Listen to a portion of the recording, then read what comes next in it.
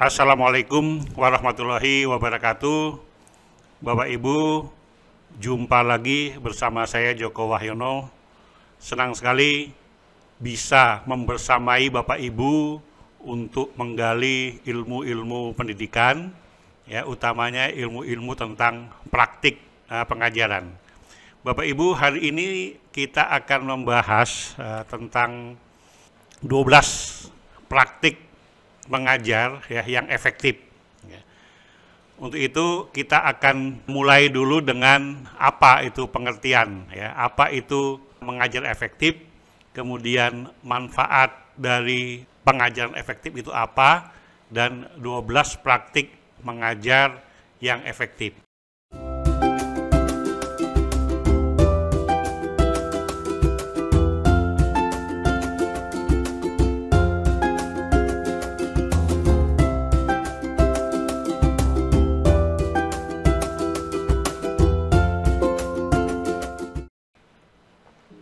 Sebelum kita memasuki lebih jauh Bapak Ibu, saya ingin kembali menyampaikan tentang prinsip mengajar.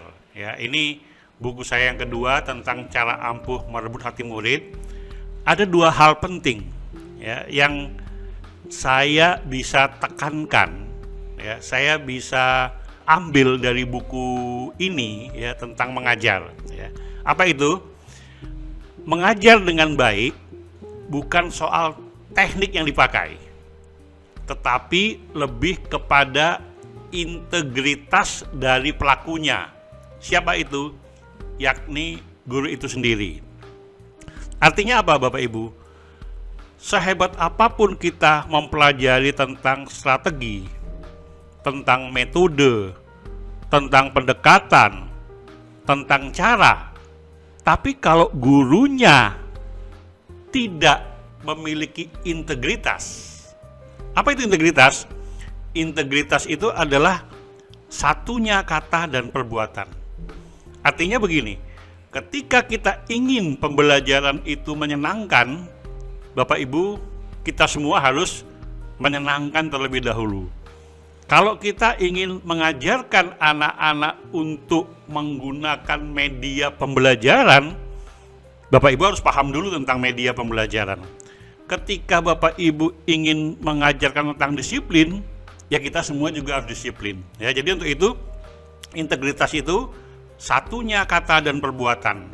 Ya, itu yang menjadi contoh ya, yang menjadi teladan bagi mereka untuk melakukan hal apapun yang Bapak Ibu ajarkan. Ya.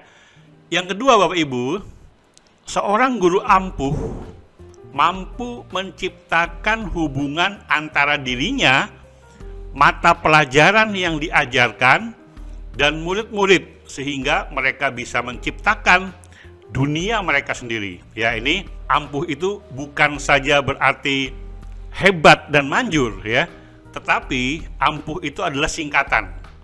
Singkatan apa Bapak Ibu? Singkatan yang pertama adalah A-nya, asertif. Ya, asertif itu bagaimana kita bersikap tegas tapi tidak kasar, tegas tapi tidak nyakitin perasaan, tegas tapi tidak nyelekit. Ya, kita win-win. Artinya apa? I'm okay, you are okay. Ya, guru enak, murid juga enak. Ya, gimana caranya itu? Ya, nanti tentunya Bapak Ibu bisa mendalami lagi tentang asertif. Ya, guru asertif ada di video-video saya sebelumnya kalau ingin mendalami ya. Kemudian M-nya menghargai murid.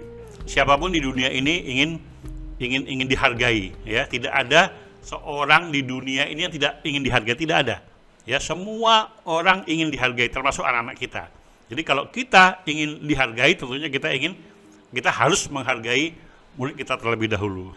Yang ketiga P-nya apa? P-nya adalah pandai membangun komunikasi. Nah, untuk itu tentunya ilmu-ilmu komunikasi, pendekatan-pendekatan pembelajaran, ya itu tentunya kita harus pahami.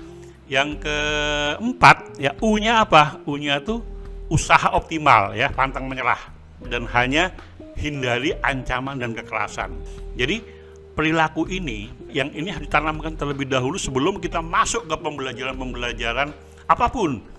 baik pembelajaran menyenangkan, pembelajaran efektif, pembelajaran interaktif, atau pembelajaran apapun.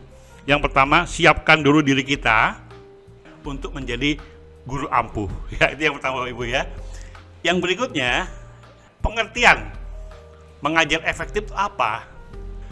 Pengajaran yang efektif adalah istilah yang digunakan untuk menggambarkan pengetahuan, strategi, dan perilaku seseorang, ya, seorang pendidik yang sukses. Jadi Anda dikatakan sukses bila Anda pengetahuannya, strateginya, perilakunya itu betul-betul efektif, ya.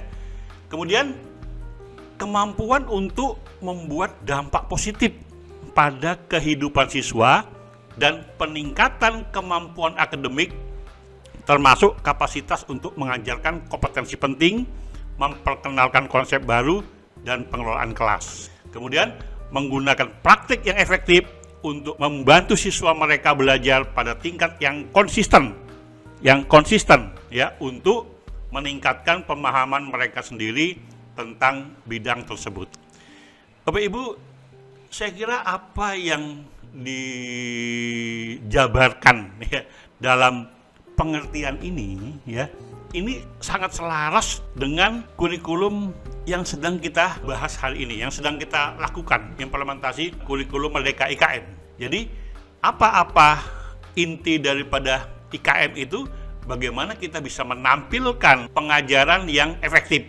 Intinya seperti itu, efektif tadi seperti saya katakan, baik pengetahuannya, strateginya maupun perilakunya, ya, itu menunjukkan bahwa kita seorang guru yang kompeten.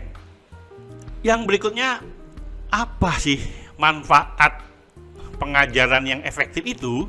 Oke, yang pertama di sini adalah pengajaran yang efektif itu membantu siswa mencapai tujuan belajar mereka. Itu yang utama, ya. Membantu siswa mencapai tujuan belajar mereka. Jadi intinya kita mengajar adalah bagaimana kita membantu mereka untuk mencapai tujuan yang mereka harapkan, ya. Bukan pengajaran yang kita sampaikan. Betul, pengajaran yang kita sampaikan, tapi itu menjadi tujuan pembelajaran mereka. Ya, jadi pengajaran yang efektif dapat membantu Anda menilai kebutuhan siswa. Nah, menilai kebutuhan siswa ini, ya, ini menjadi peran penting dalam kurikulum Merdeka, ya Bapak Ibu ya. Ya. Kemudian memungkinkan Anda untuk memahami strategi kelas mana yang dapat membantu. Anda juga dapat memimpin pertemuan 4 mata yang lebih konstruktif dengan siswa untuk mempelajari cara terbaik untuk mendukung mereka. Jadi ketika pembelajaran klasikal Anda menemukan ada kebutuhan siswa yang tidak terakomodasi, nah itu kan, jadi Anda bisa memanggil 4 mata untuk membantu secara personal. Jadi kalau dalam kurikulum Merdeka itu kita kenal dengan istilah TAR, ya, Teaching and Direct Level. Jadi ada anak yang levelnya cepat, ya, tentunya kita harus juga fasilitasi mereka untuk bisa belajar lebih cepat lagi.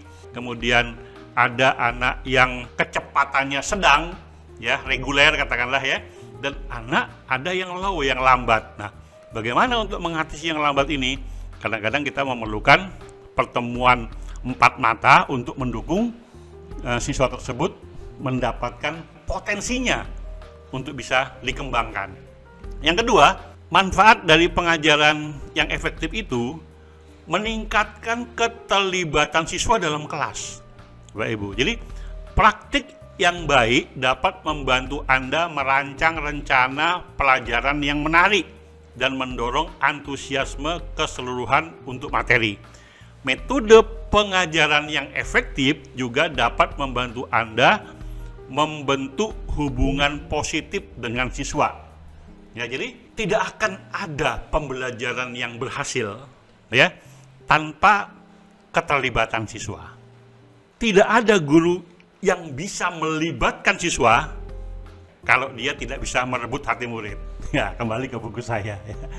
Yang ketiga, Bapak Ibu, yang ketiga adalah pengajaran yang efektif itu meningkatkan kualitas umpan balik Anda kepada siswa. Ya, meningkatkan kualitas umpan balik Anda kepada siswa. Jika Anda menggunakan praktik pengajaran yang efektif, Anda dapat lebih memahami bagaimana mengukur kemajuan siswa. Anda juga dapat menanggapi pertanyaan mereka dengan informasi yang relevan dan akurat. Nah, ini juga ya pastilah di kurikulum manapun juga ya.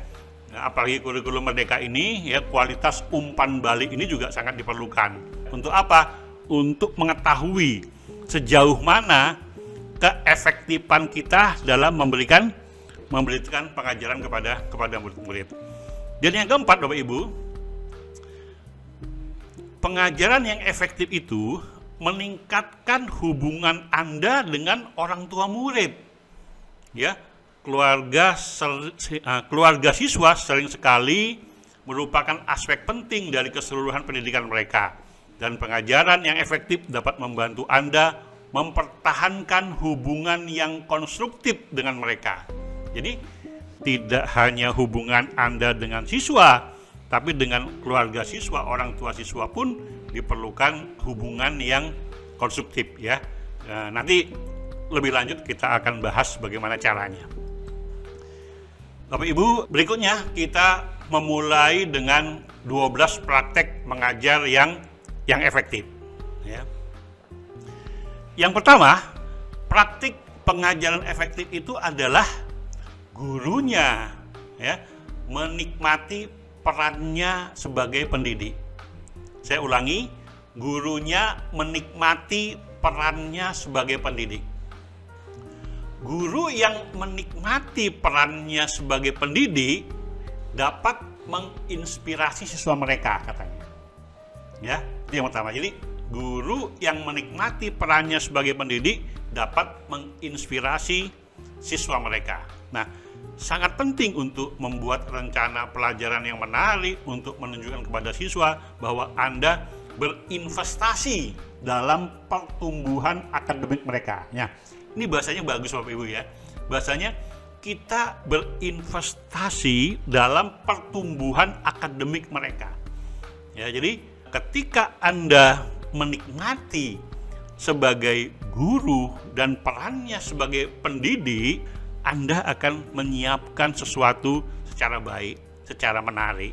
Ya, jadi tidak sekedar persiapan mengajar yang baku, yang standar, yang udah disiapkan pemerintah, tapi Anda harus punya kelebihan bahwa apa yang Anda sampaikan nanti lebih baik dan lebih menarik sehingga anak-anak murid Anda akan juga menikmati pembelajaran yang Anda sampaikan ya Bapak Ibu. Kemudian siswa merasakan antusiasme Anda ketika Anda mengajar. Dan jika Anda mencontohkan perilaku ini, mereka akan termotivasi untuk lebih berpartisipasi dalam kegiatan kelas atau mengulang materi pelajaran selama waktu senggang. Jadi, Bapak Ibu, kalau kunci orang-orang yang sukses dari sisi apapun, dari profesi apapun, apalagi di bidang keguruan, di bidang pendidikan, adalah cirinya adalah apa? Cirinya adalah antusiasme.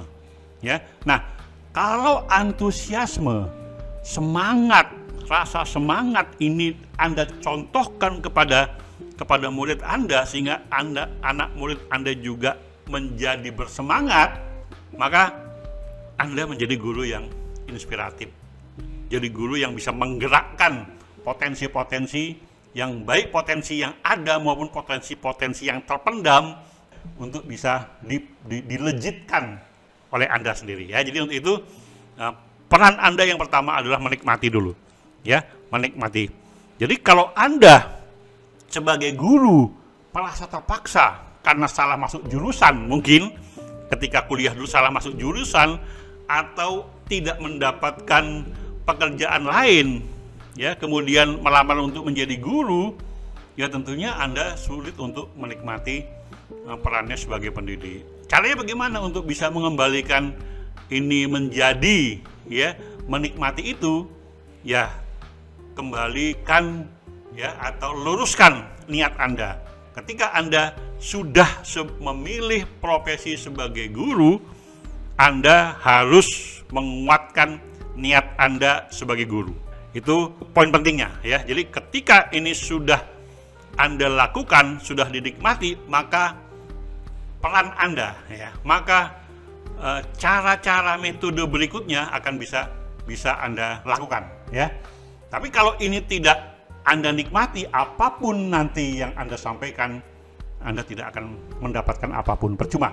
Murid Anda juga akan merasa hanya sekedar belajar ya, tidak menikmati belajar. Jadi itu yang pertama Bapak Ibu ya, menikmati perannya sebagai pendidik ya, kuatkan niat Anda, luruskan niat Anda, dan nikmati bahwa Anda seorang pendidik. Enak kok jadi pendidik sekarang, beda dengan para pendidik dulu. Sekarang itu banyak sekali perhatian-perhatian yang diberikan oleh pemerintah untuk meningkatkan kesejahteraan guru. Kalaupun ada yang belum sejahtera, ya tentunya pemerintah pasti ingin ya semua guru sejahtera. Namun demikian tentunya tidak akan mungkin secara sekaligus ya Bapak Ibu ya. Jadi tetap aja semangat kita, baik kita masih menjadi guru honorer maupun sudah menjadi guru yang tetap atau kan menjadi guru profesional. Pertama-tama yang harus Anda lakukan adalah menikmati peran Anda sebagai pendidik. Itu yang pertama. Yang kedua Bapak Ibu, menciptakan lingkungan belajar yang positif ya. Kalau istilah kita lebih banyak menggunakan menciptakan lingkungan belajar yang kondusif ya, kurang lebih sama saya kira ya. Yang apa itu yang dilakukan? Mempertahankan sikap ramah sepanjang hari dapat membantu membuat seluruh siswa ramah kepada Anda.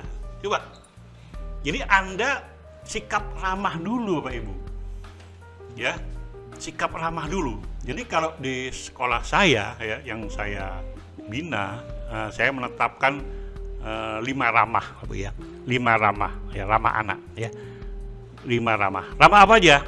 Yang pertama adalah ramah waktu. Ramah waktu itu artinya sekolah men-setting waktu yang tidak terlalu panjang buat anak yang masih usia 6 tahun kelas 1 SD. Ya, jadi ada sekolah-sekolah yang mungkin menetapkan pembelajaran full day school ya, dari pagi sampai jam 4 sampai jam 5 sore untuk anak 6 tahun, dan itu tidak ramah waktu. Karena apa? Karena ketika waktu terlalu panjang, anak masih usia sangat muda ya, itu bisa menimbulkan tekanan jiwa, stres dan lain-lainnya ya.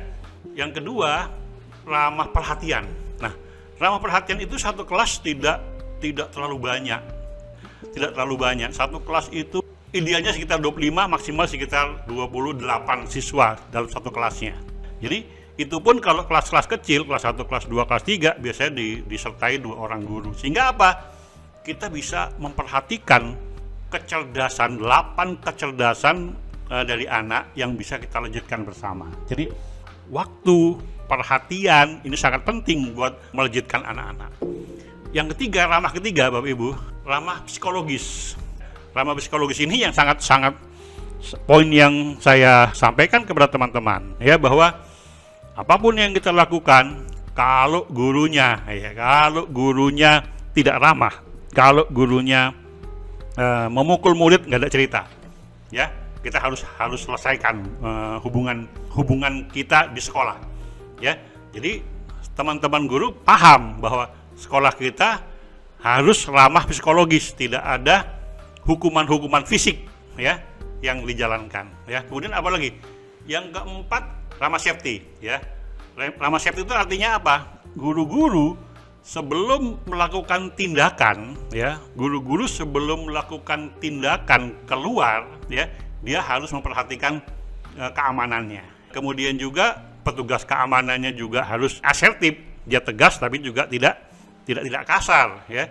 Kemudian guru-guru juga semua harus peduli terhadap lingkungan. Misalkan dia harus melihat apakah semua, tidak hanya guru ya, semua warga sekolah ya, itu juga harus peduli terhadap kondisi sekolah yang ada. Misalkan jangan ada air yang tercecer, karena air tercecer itu akan menimbulkan anak kepleset ya. Kemudian guru-guru juga harus melihat di awal pelajaran apakah ada benda-benda yang membahayakan apa tidak. Misalkan papan tulis yang runcing yang harus ditutup oleh sesuatu, meja belajar jangan sampai yang runcing itu bisa mengganggu anak ya. menaruh sesuatu benda di atas ya, itu juga harus hati-hati sebab ketika mengambil jangan sampai naruh gunting, naruh apa segala benda di atas lemari sehingga ketika menaruh segala menimbulkan kejatuhan dan lain-lain semuanya, itu safety ya. Jadi ini ketika juga harus melakukan perjalanan keluar sekolah ya, juga harus disurvei ya, sehingga kita mempersiapkan anak-anak untuk aman. Jadi mengantisipasi resiko-resiko yang mungkin akan terjadi ya. Untuk itu guru-guru diajarkan bagaimana harus bersikap ramah safety tadi ya. Yang kelima adalah ramah lingkungan. Lingkungan itu ada dua, Bapak Ibu ya. Lingkungan ada dua. Yang pertama lingkungan fisik ya. Yang kedua lingkungan psikis ya. Lingkungan fisik apa? Ya, tempatnya bersih ya tadi ya, tempatnya bersih, kemudian anak-anak juga bisa dibawa ke tempat-tempat yang taman-taman yang selalu diperhatikan kebersihannya, aman dan lain-lainnya. Nah, kemudian ramah psikis apa? Psikis itu tadi kita saling membantu, saling mendukung ya, gurunya saling mendukung. Sehingga ketika ada sesuatu program bersama, mereka harus sama-sama mendukung untuk menggolkan, untuk mensukseskan program-program yang sudah dirancang bersama ya. Kemudian juga hal penting, kami selalu memergokin ya. Seringkali kita mencari sesuatu yang aneh ya, mencari sesuatu yang baik. Jadi memergokin anak-anak yang sedang berbuat baik ya. Jadi kalau di banyak sekolah biasanya memergoki anak-anak yang sedang berbuat tidak baik ya, katakan lagi bolos di kantin, lagi ini apa namanya, dan macam-macam. Tapi kami ada program untuk apa? Untuk memergoki anak berbuat baik ya. Contohnya apa? Ketika anak melihat ada keran yang air yang belum dimatikan, mereka matikan ya. Kemudian guru pura-pura lupa ketika mau keluar kelas ya, tidak mematikan lampu, tidak mematikan kipas angin, tidak mematikan AC misalnya seperti itu ya. Ada anak yang mematikan. Nah, itu kan sesuatu yang perbuatan-perbuatan baik ya, 10 budaya sekolah kita tanamkan di situ ya. Kembali ke sini Bapak Ibu, guru yang efektif memahami bahwa mereka dapat memainkan peran penting dalam kehidupan siswa selain dari akademis mereka ya. Guru efektif memberikan dukungan di kelas untuk membantu kebutuhan sosial dan emosional mereka seperti mendorong kerja tim selama kegiatan dan menawarkan saran yang bermanfaat di luar jam pelajaran. Jadi Bapak Ibu ya, antara sekolah, guru dan siswa ini juga harus matching ya aturannya. Jadi bukan guru saja yang ingin menjadi efektif, tapi sekolahnya nggak efektif, sekolahnya tidak kondusif, tentunya tidak akan banyak mencapai hasil yang maksimal ya. Nah, saya berharap sebenarnya ini juga disampaikan nanti. Saya akan sampaikan presentasi ini, Bapak Ibu nanti bisa download ya presentasi ini dan bisa Bapak Ibu pelajari bersama-sama. Bila Bapak Ibu seorang guru, sampaikan kepada kepala sekolahnya ya. Kemudian kalau Bapak Ibu kepala sekolah sampaikan kepada gurunya supaya bisa dibahas sama-sama tentang materi ini ya. Kemudian Bapak Ibu, yang ketiga adalah terhubung dengan siswa. Jadi peduli terhadap kehidupan dan minat siswa dapat membantu Anda membangun hubungan yang positif. Ya. Jadi tentunya kepedulian tadi, perhatian tadi ya Anda terhadap minat murid Anda, tentunya ini akan membangun hubungan Anda dengan murid Anda yang baik ya.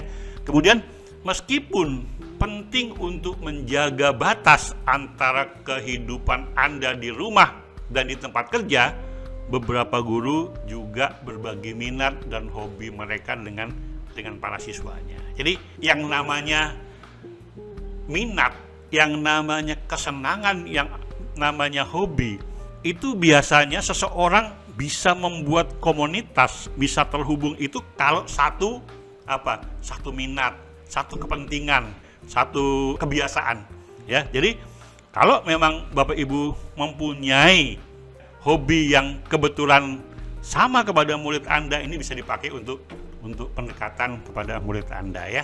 Kemudian cobalah untuk sering berkomunikasi dengan keluarga siswa untuk mempelajari konteks tambahan tentang mereka dan mengoptimalkan waktu Anda saat mendiskusikan kemajuan mereka. Jadi Bapak Ibu, tidak hanya siswa yang menjadi target Anda untuk terhubung kepada murid. Tentunya orang tua murid juga harus diketahui. Nah, dan yang paling mudah untuk mendekati murid adalah kita mengetahui kebiasaan mereka, mengetahui minat mereka, sehingga ini bisa menjadi cara untuk kita terhubung dengan murid kita, ya. Kemudian yang keempat, Bapak Ibu, siap memberikan yang terbaik. Nah, tentunya ini kalau orang yang efektif itu siap untuk memberikan sesuatu yang terbaik dari apa yang dimiliki, ya. Guru efektif memiliki pengetahuan yang kuat tentang materi pelajaran mereka dan menghabiskan banyak waktu untuk merencanakan kurikulum mereka. Jadi Bapak Ibu, yang pertama tentunya guru efektif itu ya guru kompeten dulu, artinya guru yang menguasai pelajarannya dulu, ya. Itu yang utama, yang penting dulu. Jadi kita jangan bicara efektif kalau kita inti daripada tugas kita tidak kita kuasai, ya itu percuma. Anda tidak bisa dikatakan efektif kalau Anda tidak memiliki kemampuan untuk itu, ya. Jadi yang pertama adalah kuasai dulu ilmu dasar Anda, baru selebihnya Anda merencanakan strategi pendekatan kepada mereka. Jadi merencanakan kurikulum mereka ini maksudnya bagaimana untuk memberikan yang terbaik kepada mereka. Jadi kurikulum merdeka ini sangat sering dibahas, ya. Mereka mengerahkan upaya setiap hari untuk memastikan bahwa mereka dapat melakukan pengajaran berkualitas tinggi dan menyelesaikan tenggat waktu penilaiannya. Ini tentunya tugas guru profesional, ya.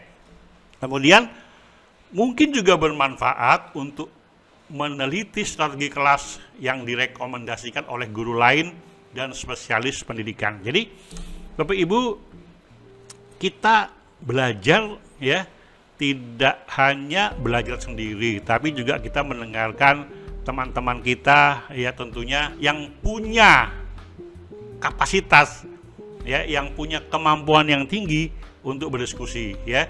Nah, kemudian juga Bapak Ibu juga harus punya semacam mentor, ya, semacam mentor. Jadi Anda ingin seperti apa dan tiru mereka untuk bisa mencapai seperti mereka, ya. Jadi belajar yang baik itu adalah belajar kalau kita punya mentor, ya. Jadi kita belajar dari mentornya, ya, untuk bisa mencapai minimal seperti mereka, bisa seperti mereka, itu hebat sekali, ya.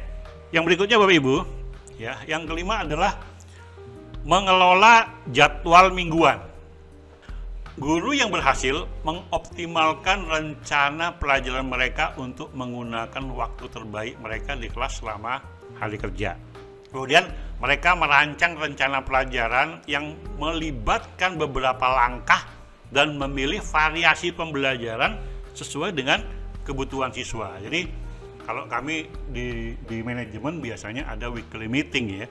Jadi kalau misalkan teman-teman guru juga biasanya mereka mencoba untuk mengevaluasi seberapa berhasilnya pembelajaran mereka di minggu lalu, sehingga mereka dapat merencanakan, ya, merancang pembelajaran untuk minggu yang akan datang. Jadi ini maksud daripada mengelola jadwal pelajaran mingguan ini, ya.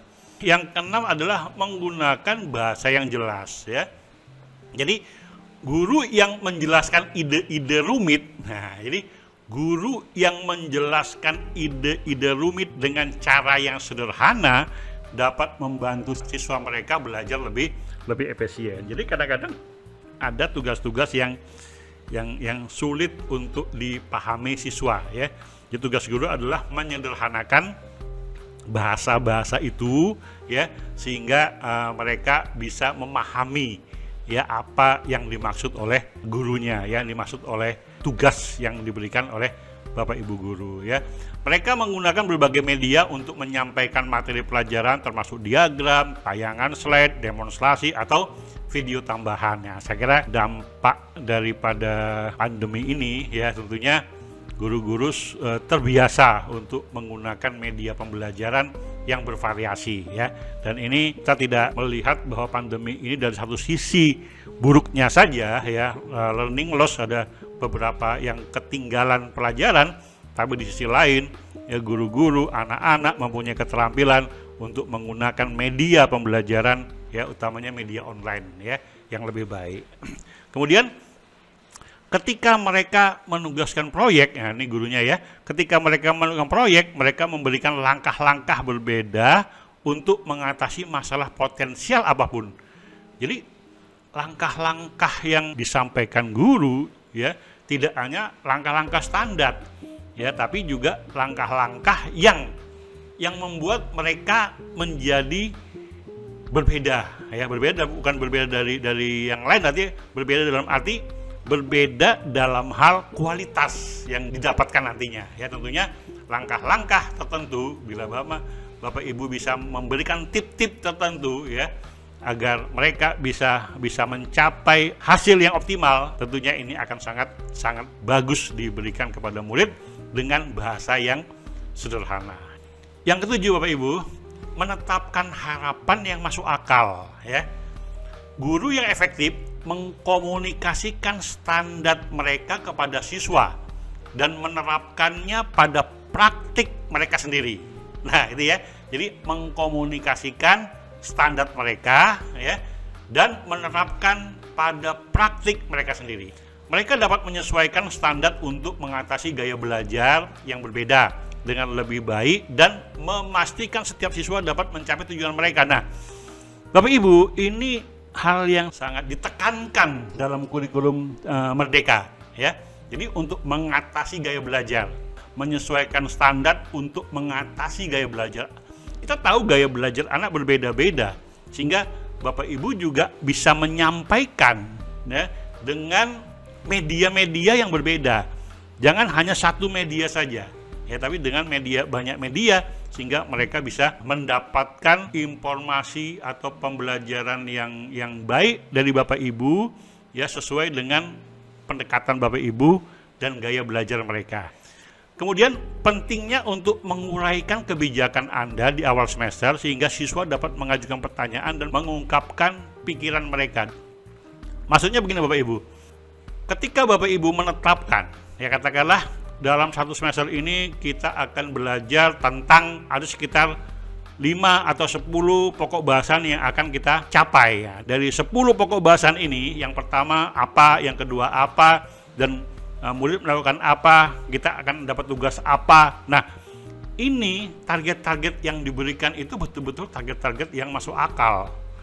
Jangan sampai Bapak Ibu memberikan satu target yang terlalu panjang sehingga mereka tidak bisa mencapai. Nah, kurikulum Merdeka ini intinya kurikulum lebih sederhana, Bapak Ibu. Kurikulumnya lebih sederhana. Sehingga apa? Sehingga guru bisa merdeka, murid bisa merdeka. Dalam arti apa? Karena waktunya tidak sepadat kurikulum 2013, Bapak Ibu bisa bereksplorasi ya, untuk menetapkan harapan, menetapkan target pembelajaran yang tidak terlalu banyak tapi mendalam.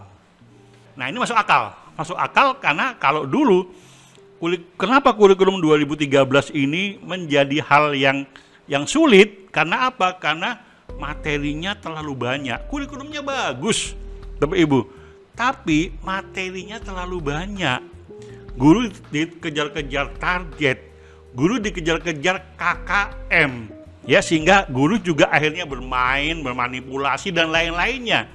Nah, di kurikulum Merdeka ini materi-materinya yang esensial saja yang dibahas. Kemudian waktunya diberi lebih panjang, sehingga Bapak Ibu bisa bereksplorasi, mengerjakan, anak-anak bisa mengerjakan proyek, ya, proyek profil belajar Pancasila bisa dikembangkan di sini.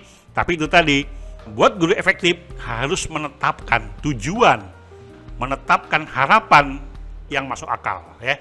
Jangan juga terlalu banyak, tapi juga jangan terlalu bawah, sehingga Anda tidak mencapai standar pembelajaran yang baik dan berkualitas, ya. Jadi untuk itu yang masuk akal, dan itu tentunya akan bertahap ditingkatkan kualitasnya menjadi lebih baik dan lebih baik lagi. Yang ketujuh, Yang kedelapan Bapak Ibu, beradaptasi dengan kondisi yang berbeda. Jadi guru bereaksi dengan fleksibel ketika peristiwa yang tidak terduga dan dapat menangani kebutuhan siswa mereka dengan lebih baik ya. Anda mungkin memprediksi bahwa satu kegiatan dapat membantu siswa memahami pelajaran, tetapi belajar bahwa kegiatan lain, misalnya ada lomba, ya olimpiade, lebih mendukung prestasi mereka. Jadi gini, maksudnya ini ketika Bapak Ibu sudah mempunyai program yang bagus untuk kelas itu, nah tiba-tiba ada beberapa anak yang diminta untuk menjadi duta, ya. Gimana Bapak Ibu harusnya beradaptasi dengan kondisi seperti ini? Karena kepentingan yang lebih baik lagi tentunya Bapak Ibu harus merelakan. Nah, tapi tidak sekedar Bapak Ibu merelakan itu ya, tapi Bapak Ibu juga harus bisa mensupport. Tidak, pelajaran Bapak Ibu tidak membebani mereka, gitu kan? Karena apa? Karena pelajaran Bapak Ibu oke, ya, tetap harus disampaikan kepada mereka, tapi Bapak Ibu harus fleksibel untuk menentukan caranya sehingga tidak menjadi beban mereka untuk menjadi duta tadi, gitu ya. Jadi Bapak Ibu banyak sekali sekolah yang tidak kompak antara satu guru dan guru lain. Jadi ketika ada murid yang berprestasi, yang hebat menjadi duta sekolah ya, katakanlah dia ikut lomba matematika, juara matematika, sementara guru bahasa Indonesia jamnya tidak, dia absen di bahasa Indonesia dianggap absen ya, dianggap tidak masuk, nilai bahasa Indonesia berkurang. Nah, hal yang seperti ini kan menunjukkan bahwa guru tidak fleksibel ya. Anak tidak masuk kan bukan karena kemauan anak, tapi karena sekolah juga punya harapan untuk memberikan yang terbaik, untuk menunjukkan kapasitas anak-anak. Nah, kalau ini tidak didukung oleh teman-teman guru yang lainnya, tentunya tidak akan ada anak yang ingin melejitkan potensi yang mereka miliki. Mereka akan menjadi siswa rata-rata, ya, dan itu tidak dianjurkan di dalam kurikulum Merdeka ini. Jadi, fleksibilitas seorang guru ini sangat penting, ya, untuk bisa beradaptasi dengan sesuatu yang berbeda ya. Kemudian yang berikutnya Bapak Ibu, yang ke-9, menemukan sumber daya, sumber belajar. Untuk meningkatkan praktik mengajar mereka, guru yang efektif melengkapi pengetahuan mereka dengan berbagai sumber. Ya tentunya guru jangan sampai menang satu hari lah kepada muridnya ya, artinya belajar satu malam dulu ya, kemudian baru mengajar kepada muridnya di pagi hari. Ya dia menang hanya beberapa jam sebelumnya ya. Untuk itu bacaan-bacaan guru yang menyangkut beberapa buku, beberapa media, beberapa ini akan menjadi alat Bapak Ibu untuk bisa mencoba untuk terus memperbaharui metode pengajaran baru sehingga Anda dapat mendukung siswa dengan sebaik-baiknya. Jadi ketika Anda ingin mendukung pembelajaran yang lebih baik, mendukung siswa ya, Anda harus terus memperbaharui metode pengajaran yang Anda ingin perbaharui ya. Kemudian meninjau artikel akademis, membaca buku atau menonton video informatif ya di layanan streaming. Anda mungkin juga ingin terlibat dengan pendidik lain ya tentang kiat-kiat bermanfaat menggunakan platform media sosial atau forum online. Dan saya kira di kurikulum Merdeka ini justru ini yang penting ya. Jadi guru belajar, guru berbagi ya. Jadi Bapak Ibu, kalau Bapak Ibu, pasti Bapak Ibu inilah kalau yang mendapat informasi tentang kurikulum Merdeka ya, tentunya ada platform Merdeka Mengajar ya, kemudian platform guru belajar dan berbagi ya. Jadi tulis saja di situ guru Merdeka dan berbagi di Google Search ya, di Google, di search engine-nya ya, di pencariannya, mesin pencari katanya tulis aja misalkan guru belajar dan berbagi. Nah, di situ Bapak Ibu akan menemukan banyak sekali sumber belajar ya.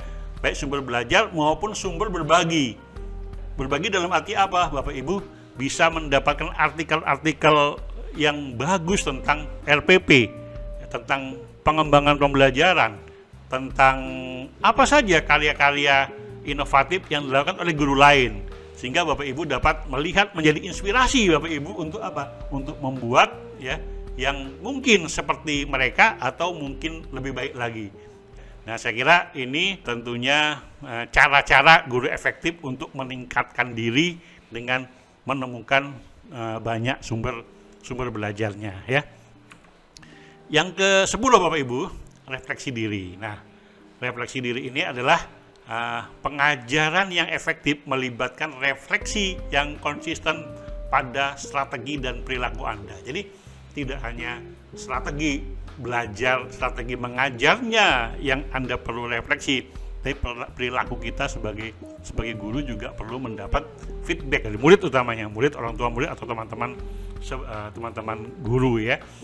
Nah, identifikasi area peningkatan sehingga Anda dapat mengembangkan praktik mengajar Anda dan tumbuh sebagai pendidik profesional. Jadi ketika Anda sudah mengidentifikasi, oh ini hal-hal yang positif yang perlu kita kembangkan, ya, pasti kita akan ada hal yang positif dan ada hal yang negatif.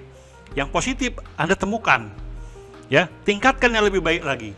Sedangkan yang negatif, ya, tentunya Anda harus, yang merasa ada yang kurang, ya, di sini tentunya kita harus mendapatkan informasi-informasi itu dari berbagai sumber, ya. Jadi untuk menilai kualitas pengajaran Anda, mendengarkan umpan balik dari siswa, keluarga mereka, dan Anda sekolah, dan menentukan aspek mana yang akan dimasukkan, ya.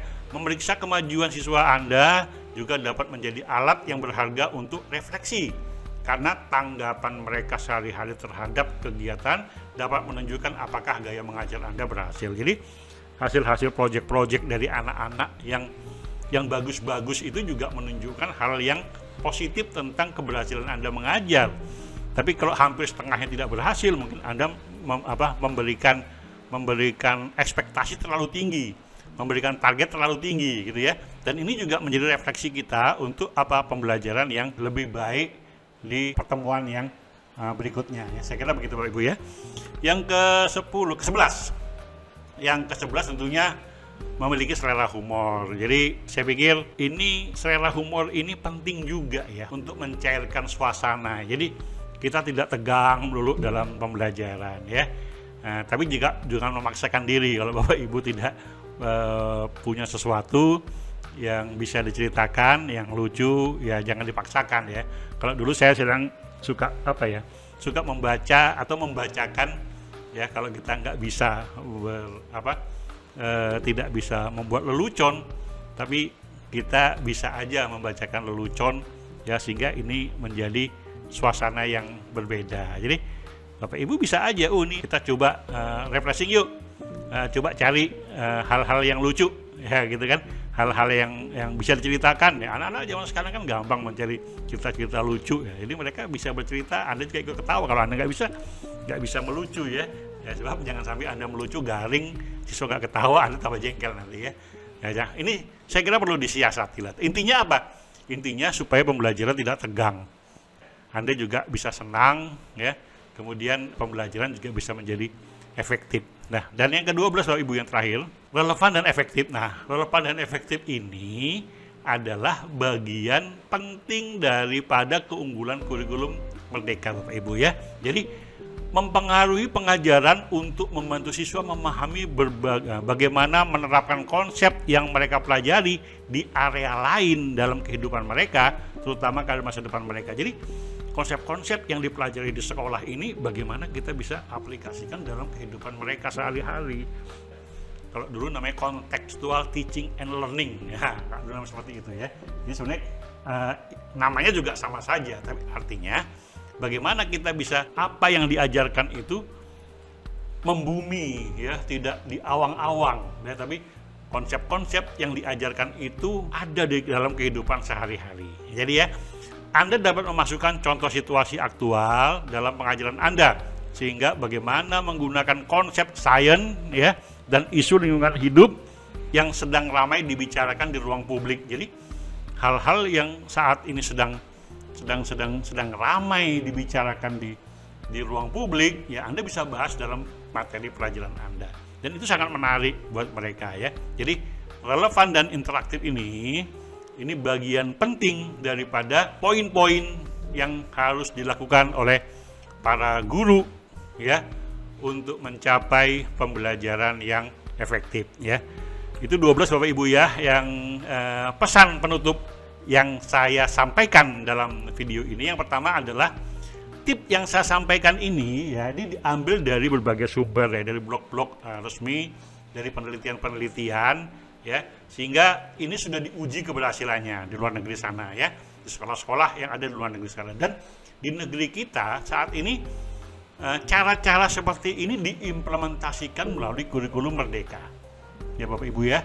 Jadi di samping Bapak Ibu belajar, baik Bapak Ibu untuk mendapatkan informasi tentang hal-hal yang harus diketahui sebagai dasar Anda untuk melakukan implementasi kurikulum Merdeka ya, Anda juga belajar tentang bagaimana praktik-praktik mengajar di guru Merdeka ini. Yang kedua Bapak Ibu, pesan saya bahwa tidak ada kurikulum yang sempurna, seperti juga tidak ada guru yang sempurna ya. Namun untuk keberhasilan pendidikan, keberhasilan pengajaran, diperlukan guru yang efektif, guru yang melakukan 12 langkah tadi. Terus berinovasi Bapak Ibu dan berkomitmen untuk mengantarkan anak Indonesia yang lebih hebat dan lebih maju ya. Jangan banyak mengeluh, sebab banyak sekali orang-orang yang belum lagi mendapat informasi yang cukup tentang kurikulum Merdeka ini. Mereka sudah mengeluh, protes, gonta-ganti kurikulum, ganti menteri, ganti kurikulum, dan lain-lainnya ya. Nah, hal-hal yang seperti ini tidak baik untuk diri kita sebagai seorang guru. Kalau kita tidak ada di lingkungan pendidikan seperti itu ya nggak apa-apa. Tapi kalau kita sudah menetapkan diri, memutuskan diri satu perahu, ya kita harus ikut dalam aturan itu. Dan dalami dulu Bapak Ibu, dalami dulu tentang kurikulum Merdeka. Dan saya sendiri sebagai praktisi, sebagai pengelola pendidikan juga, ya, dan saya bertanggung jawab terhadap sekolah TK, SD, SMP, SMA, SMK di Samarinda, ya. Saya betul-betul belajar bahwa seperti apa sih kurikulum Merdeka ini dan bagaimana cara ya mengimplementasikan, sehingga saya begitu banyak belajar untuk mendapatkan informasi yang cukup tentang kurikulum Merdeka ini. Dan hari ini saya bagikan kepada Bapak Ibu, kita sama-sama belajar, kita sama-sama menggali ilmu baru. Tentunya untuk apa? Untuk Indonesia yang lebih baik. Ini sumber bacaan. Kemudian bila Bapak Ibu, ya ini cara download ya. Cara download. Nah, jadi materi presentasi ini ya akan kami letakkan di kolom komentar bagian atas. Ya, Bapak Ibu.